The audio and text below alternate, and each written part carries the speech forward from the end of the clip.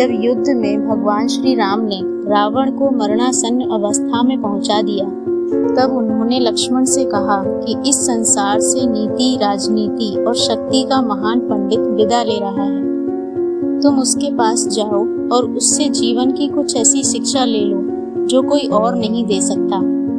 रावण की बातें आज भी जीवन में सफलता की कुंजी हैं।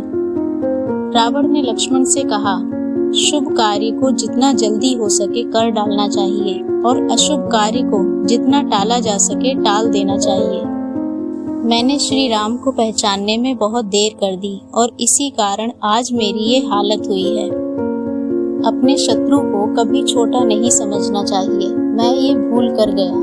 मैंने जिन्हें साधारण वानर और भालू समझा, उन्होंने मेरी पूरी सेना को खत्म कर दिया। मैंने जब ब्रह्मा जी से अमरता का वरदान मांगा था, तब मनुष्य और वानर को छोड़कर कोई मेरा वध ना कर सके ऐसा कहा था। मैं मनुष्य और वानर को तुच्छ समझता था, ये मेरी गलती थी। अपने जीवन का कोई राज हो तो उसे किसी को नहीं बताना चाहिए। कोई राज तब तक ही राज है जब तक वो तुम तक ही सीमित है। यहाँ भी मैं गलती कर गया, क्योंकि विभीषण मेरी मृत्यु का राज जानता था। ये मेरे जीवन की सबसे बड़ी गलती थी। ऐसा कहा जाता है कि रावण हर बात का प्रकांड पंडित हुआ करता था। रावण ने अपने नाना सुमाली से कहा था, जो एक बार मैं ठान लेता हूँ उससे मैं कभी पीछे नहीं हट सकता। मृत्यु का भय भी एक वीर पुरुष को अपने वचन से विमुख नहीं कर सकता। हनुमान जी द्वारा लंका दहन के बाद रावण ने अपने मंत्रियों से कहा था, लोग मेरे बारे में क्या सोचते हैं मुझे इसकी परवाह नहीं है। क्षीण बुद्धि वाले समाज को तो परमेश्वर भी संतुष्ट नहीं कर पाएगा। कुछ लोगों के लिए मैं एक देवता हूँ और कुछ के लिए राक्षस। लोग केवल अपना स्वार्थ जानते हैं। जब आप में उनको कोई स्वार्थ दिखे तब आप उनके लिए देवता हो, और जब उनके स्वार्थ को आप पूरा ना कर सको तब आप उनके लिए एक राक्षस बन जाते हो। ये समाज अपने अपने स्वार्थ से ही चलता है। स्वार्थ ही देव, दानव और मनुष्यों से अपराध करवाता है। स्वार्थ को छोड़कर जो अपना जीवन धर्म व्यतीत कर सके वह पुरुषोत्तम कहलाता है। रावण ने मंदोदरी से कहा था, हे मंदोदरी, मैं जानता हूँ कि आज मेरी पराजय निश्चित है। पितामह ब्रह्मा जी के द्वारा दिया हुआ वरदान आज मेरे ऊपर एक शाप बनकर मंडरा रहा है। किसी भी व्यक्ति को ख्याति पाने के लिए या तो देवतुल्य बनना पड़ता है या दानव समान। हे मंदोदरी, आज मैं अधर्म का प्रतीक बन चुका हूँ। अनगिनत पापों से मेरा घड़ा भर चुका है। मैं जानता हूँ कि मैं अपने अहंकार के कारण नारायण को नहीं पहचान पाया, और मैं ये भी जानता हूँ कि उनका अवतरण मेरे विनाश के लिए ही हुआ है।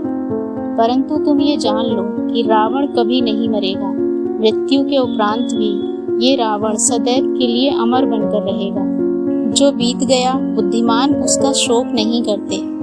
जब रावण की सेना को प्रभु श्री राम की वानर सेना ने क्षति पहुंचाई, तब रावण ने लंका को संकट से बचाने के लिए कुंभकर्ण को जगा दिया। परंतु कुंभकर्ण ने अपने भ्राता रावण के अधार्मिक कार्यकलापों को सुनकर उन्हें समस्त लंका के विनाश का उत्तरदायी ठहराया। उन्हें आने वाली पराजय की चेतावनी दी। ये सुनकर रावण ने कुंभकर्ण से कहा, हे कुंभकर्ण, जब विनाश के बादल चारों ओर से लंका को घेरे खड़े हैं, तब तुम मुझे ये ना सिखाओ कि क्या उचित है और क्या अनुचित। हाँ, मैंने अपने लोभ के वश में सीता का हरण किया और आज वह मेरी मृत्यु का कारण बनने वाली है। हाँ, मैंने नारायण को पहचानने में भूल की। उन्हीं के कारण मेरे अनगिनत वीर योद्धा आज वीर गति को प्राप्त हुए हैं। हाँ, मैंने अपने अहंकार के चलते श्री राम के शांति प्रस्ताव को ठुकरा दिया था, और आज मेरी सोने की लंका एक शमशान बन चुकी है। परंतु जो बीत गया, बुद्धिमान उसका शोक नहीं करते। भविष्य की चिंता कभी कर्मयोगी नहीं करते। इस समय इस क्षण में जो जीते हैं वही महात्मा कहलाते हैं। युद्ध जब आरंभ हो चुका है तो इसे मेरी मृत्यु से ही समाप्त होना पड़ेगा।